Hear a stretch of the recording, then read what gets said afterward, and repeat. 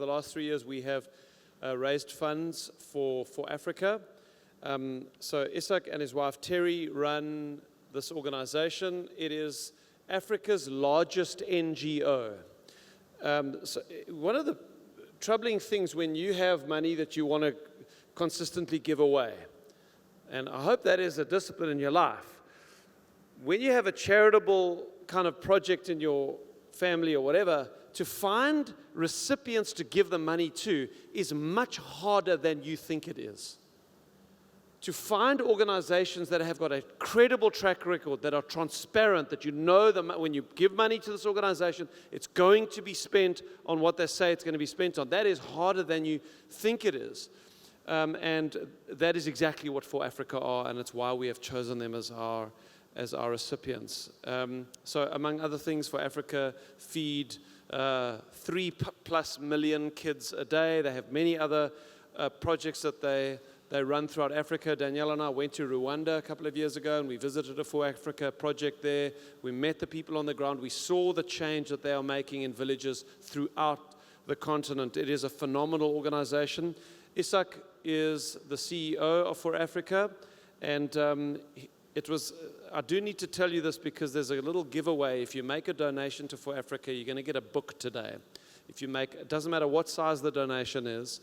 There's a book table outside. As you come in the main entrance, there's a kind of wooden welcome desk. The books are there, and you can just go and say, I made a donation. It's a trust-based system. Shame on you if you lie about making a donation. You really are the scum of the earth if you do that. You can go and pick up a book. So ForAfrika was started by Isak's dad, the late Peter Pretorius, and Isak's mom, Anne. And the story of how ForAfrika got started 25 years ago will curl your hair. It will delight your heart. It is the most miraculous story of how this thing got started. And Peter wrote about it in his autobiography. It's called Death Defying Faith. I think I have a slide. In fact, as Isak, have you got slides, Isak? No. Okay, just put the slide up of the Death Defying Faith. There we go. So that book is available for you outside. There's 100 copies. So the first 100 people to make a donation are going to get a book. But today, the organization is led by Isak. Isak is very successful in his own right in business. He first went his own way. He built successful businesses. In fact, he's a YPO member. In fact, I think you're still the chairman of YPO in South Africa. Have you stepped down from that? Okay. So in order to be a member of YPO, you have to be a very successful businessman in South Africa. But eventually, he came back to ForAfrika and is now leading it in succession of his dad. So one of the ways that ForAfrika describe themselves is, our work is done with Africans, by Africans, for Africans. Isak has an incredible heart for getting Africa to stand on its own 2 feet and, in fact, to be a global contributor. And what he does so well is he brings the business for-profit world together with the NGO ministry, non-profit world. He brings them together so powerfully, as he's going to do for us today. So please put your hands together warmly for Isak Pretorius.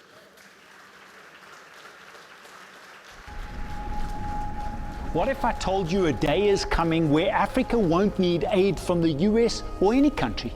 A day where Africa will be able to supply food to these countries.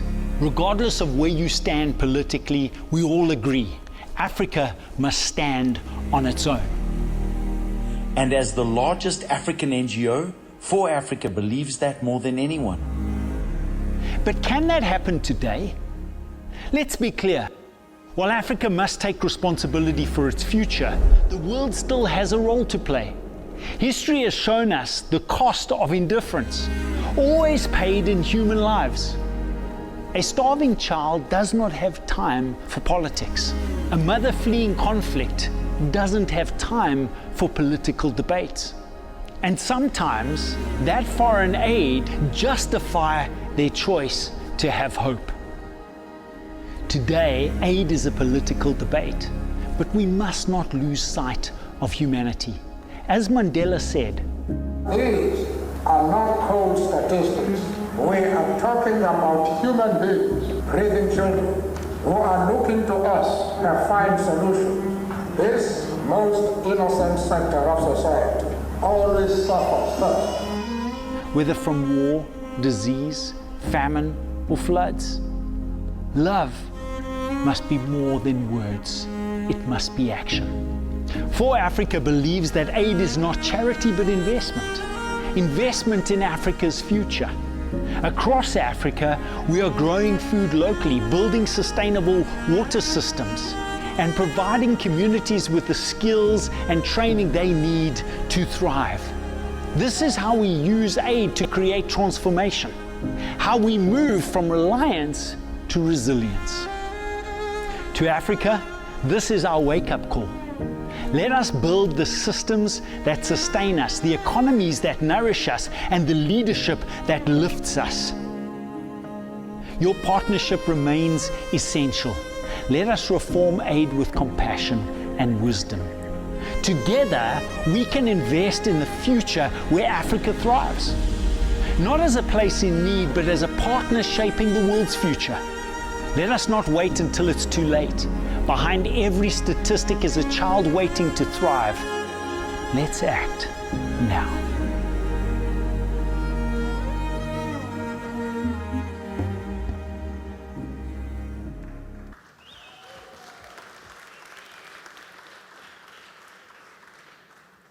So we believe in an Africa that thrives, and I hope so do you. That's a journey, though. It's not something that's happening right now. It happens in isolated pockets, and yet for far too many of our fellow Africans on our continent, and we'll adopt you. So when I say Africans, you're part of us now.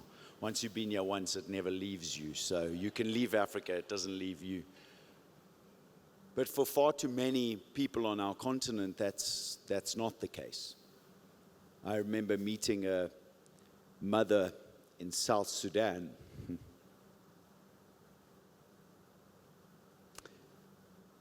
We were setting up an emergency program. We would fly in with aircraft at the time. We couldn't have any permanent facilities on the ground due to the civil war in the country. And I went in with the first aircraft for the day. It's a crazy experience. It's kind of like a surreal world. It may as well be the moon at times, because you land, and as you're taxiing down this piece of dirt that they call a runway in a massive military aircraft, the pilots are screaming at you, telling you that you've got 20 minutes. Now, there's 6 tons of cargo inside this airplane. There's no forklifts and professional moving equipment, okay? There's a team, a well-trained team, I'll say that. But there's a team on the ground that are going to unpack 6 tons of cargo, and the pilots are screaming at you, telling you, you've got 20 minutes. Anything that's left here is coming with us. And they won't stay on the ground any longer than that, because gunship helicopters often will then come in and take out the aircraft that are on a runway. And so went in with the first aircraft that day. It's mayhem as you land. The back door of that aircraft is already coming down while you're still taxiing and slowing down on the runway. You turn at the end and you start unloading 6 tons of, you could call it cargo. I prefer to call it life, because that's exactly what it is. It's 6 tons of food that is literally going to sustain life. In many instances, save life. So that aircraft gets unloaded, and then the next crazy thing happens, because they power up that plane. It's like a literal dust storm that you caught in. And then you see your only way out of that place disappear. And there you are, left with a community that is desperately needing your assistance. And suddenly you feel as vulnerable as they do. And I never forget those moments, because they remind me of why we do what we do, because they don't feel good. I don't know how many of you have ever stood in a war zone and felt that vulnerability. I don't know how many of you have ever spent a day where you didn't know where your food was going to come from that day. Or maybe had an experience where you couldn't protect your family. it's in those moments of vulnerability that our empathy actually grows and develops for others. And so standing there, you watch that plane disappear, and we started setting up everything for our operations that day. We had a community that we knew exactly how many people were there. I can assure you we run absolutely professional operations. I mean, they military level logistics and coordination, and suddenly people start coming from another area and they're flooding into where we are. And I go to our team and I say, what's going on here? These are the people we're here for. Where are these people coming from? Now, my panic is that I've done this long enough to know that this is how people in our types of organizations lose their lives. You have desperate people, absolutely desperate people, and you don't have enough supply to meet the needs of all of those people. Well, these are the people we have catered for. I don't know where these people are coming from. And so we walk up to them, and our plan is we're going to separate them into two groups so that we can try and have some level of control over this. And I walk up to this woman, and I've always had an immensely soft spot for children. I can prove that by the fact that I have an 18-year-old and a 14-year-old, and then last year decided to have another baby. But I walked up to this woman, and I took her child from her. And as I took her child from her, this child had an incredible fever, was semi-comatose type state, was just kind of limp. And I took the child from her, and as I grabbed her child, this woman just started, I can't say crying, she was wailing. It was this deep, just broken-hearted cry that came out of this woman. And me in my ignorant state, I said to her, "Are you crying because you worried that your child is going to die?" Because I could tell how sick this child was.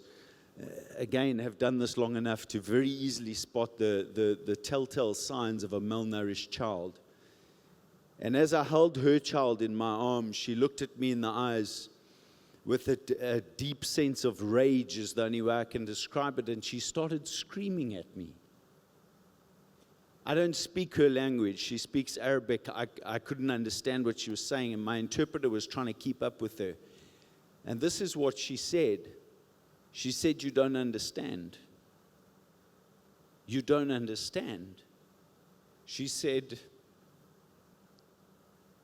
"I have 3 children, but I can only carry 1. And I realized that the smoke in the distance was the village that we later visited, which was where she came from, that had been attacked the night before and burnt to the ground. Where we found her other 2 children who were not lucky enough to be able to be carried. And excuse the emotion, but I remember looking at this woman as she explained to me that the night before she had made a decision which of her 3 children would live and which 2 would die. And I looked at this woman,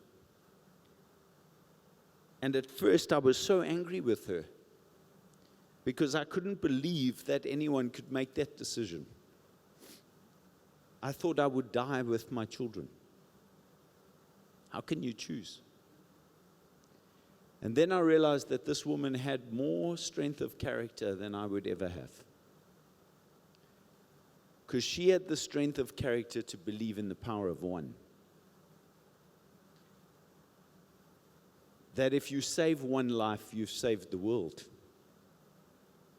And so she picked up the one life she could save and she ran. Now, the beautiful part of this story is that we honored her commitment. We met her child's need that day, but we built a school there, and we ensured that that child received education, and we made sure that the teachers that taught her child were trained, and we made sure that that child received food each and every day, and we ensured that that community have the water that they need. And we invested, in fact, there today we run a hospital in that very community. And we provide economic development programs there now where we actually farm, and crazy enough, that very community produces commodities that actually feed other people in South Sudan now as a result of the development activity that's taken place. And so we honored her commitment. But here's what I wanted to communicate to you from that story today, and that is this. If you want to change the world, just change one life. Because if you change one person's life, you change their world. And if you change their world, you've changed the world. And you never know who that person is. You never know who that life is that you're investing in. But I don't believe that God created us to be unequal, but rather to be equal. And that when we impact, every single life has the same value. And when we impact or save a life, that we are truly impacting and saving the world. And I believe we're doing what God has called us to do. And so I would ask you today to believe in the power of one. And I think that applies to your businesses. Everyone who's spoken today, the one common thread has been this thread of your client is a human. The family is a family. The empathy needs to be there. The relationship needs to be there.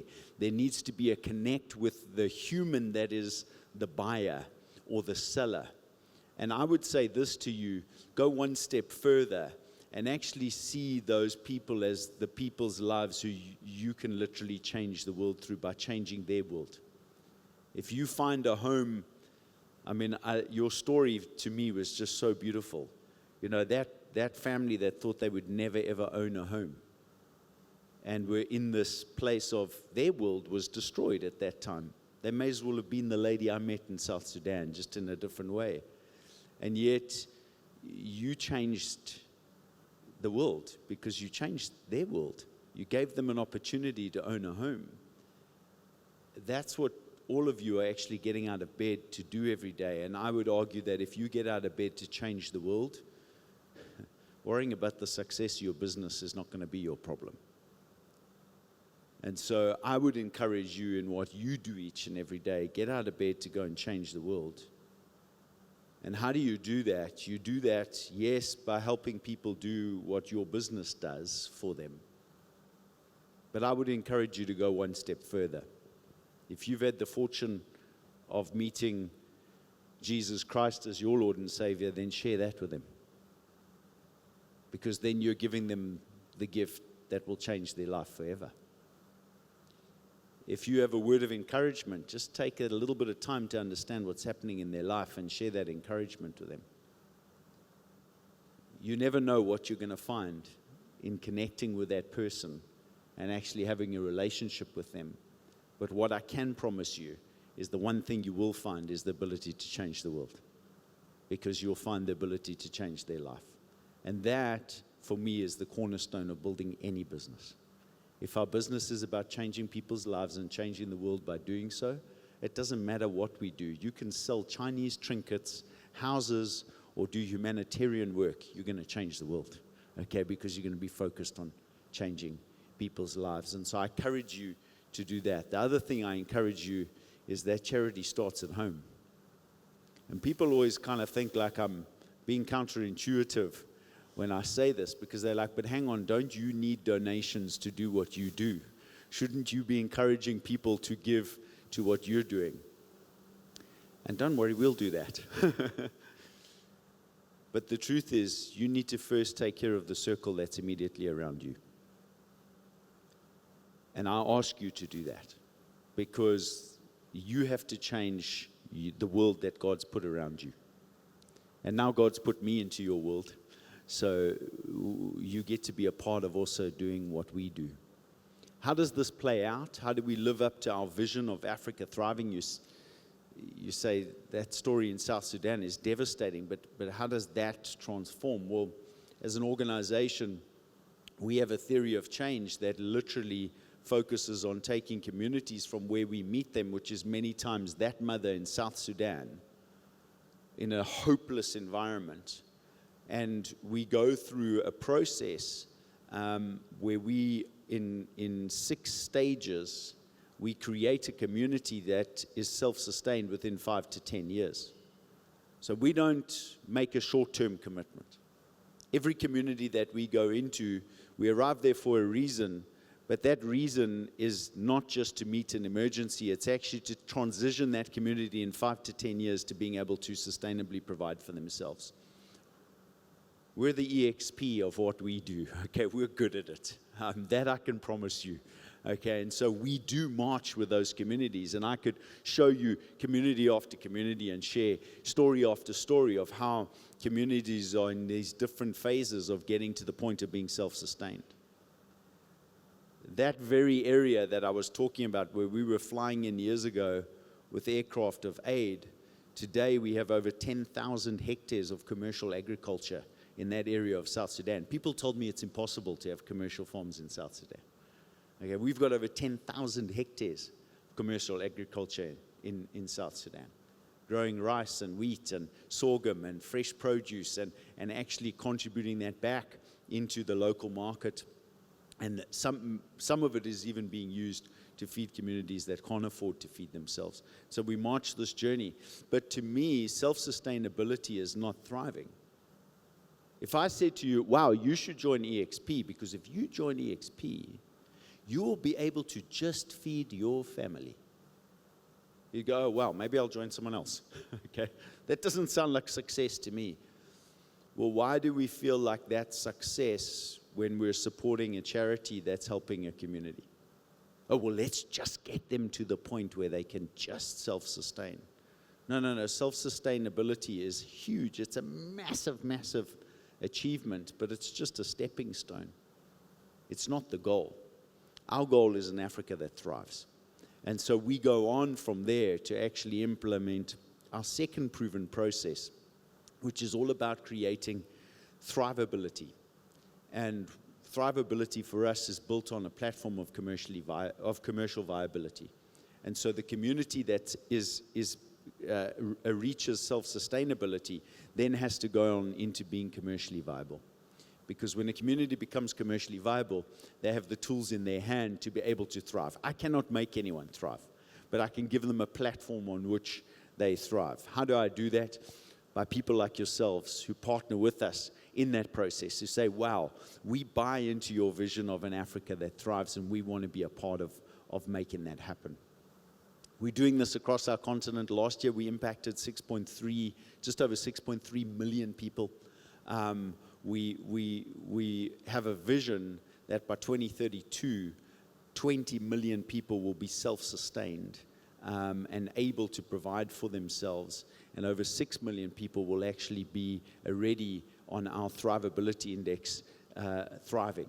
And so we measure this through what we call the Sustainable Livelihoods Index, and so we actually track every single individual. Those 6.3, it's 6,330,000 and some hundred. I don't remember the hundred, sorry. But we actually track every single one of those individuals. We know where they are today. We know where we want them to be tomorrow, next month, by the end of this year. And we keep tracking them out. And so our Sustainability Livelihoods Index actually tracks that to the point of being self-sustained. And then they enter into a Thrivability Index where we now start tracking how they thrive. And so we provide loans and interesting models around securing commercial offtake agreements and providing loans to businesses and farmers, and on a unique system. And I don't have the time today to really get into telling you about it. But what I want to communicate to you is that aid is not charity. If aid is charity, you're supporting the wrong organization. Aid has to be seen as investment. Saving a life today is an investment in the future of our continent, of our people, of our own livelihood, okay, of our own world. I dream of the day where there's EXP South Sudan, okay, and there's many agents there. I'm a recovering investment banker, and I can tell you that part of my dream for ForAfrika is that actually today we employ just over around 3,500 staff. And many of those staff are still actively involved in delivering aid and humanitarian assistance. I dream of the day where every single one of those staff are actually, selling financial services and real estate and insurance, and because that means we've actually seen those communities we serve progress to that point. You say, but this all sounds a little far-fetched. So I'll end by sharing another story with you. And I'll try not cry in this one. But in November, I visited some of our programs in northern Uganda. Northern Uganda is a very interesting place because northern Uganda has the largest refugee community in the world. So there are over 3 million refugees in the northern part of Uganda. Love or hate the Ugandan president, one thing we have to respect about him is that his policies have been more welcoming to refugees than any other country in the world. Okay? And so that's why we have this incredible concentration of refugees in the northern part of Uganda.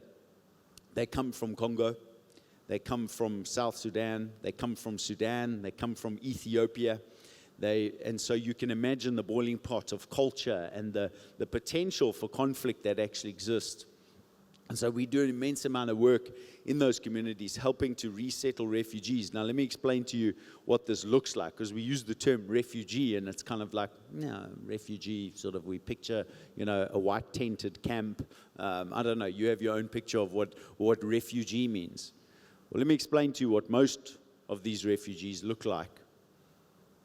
They look like a young girl that I met in one of the reception camps, we call them. So literally, when you arrive as a refugee, you arrive into a catchment or a reception camp where you get registered. And then you get issued a refugee card, and now you're actually allowed to be there. And then you get placed into firstly a camp, and then you get moved to a resettlement zone, and it moves from there in this process. But this was a 16-year-old girl who was there with her 12-year-old brother and her 6-year-old sister. And I went, she was crying profusely as she was trying to talk to, and I had a group that I had visiting, and we were kind of showing them how we do what we do.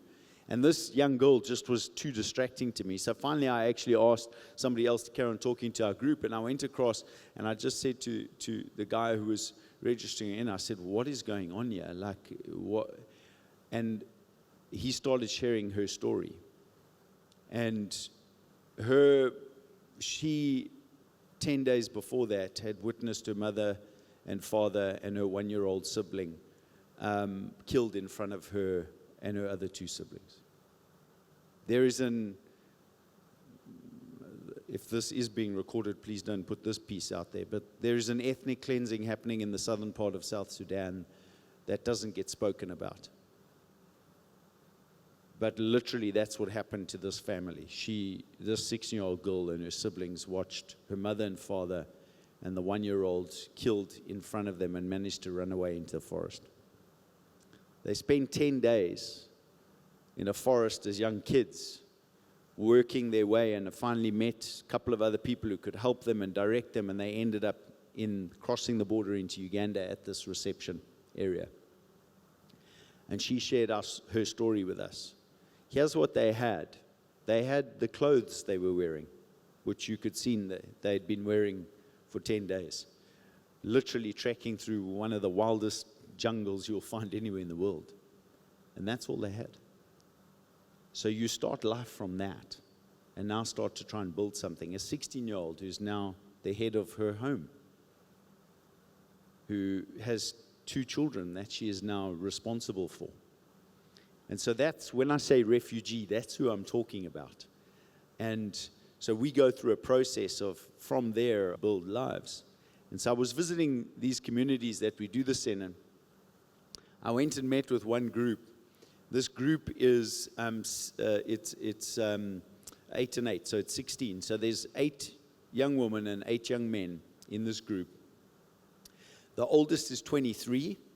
He is the chairman of their business, okay?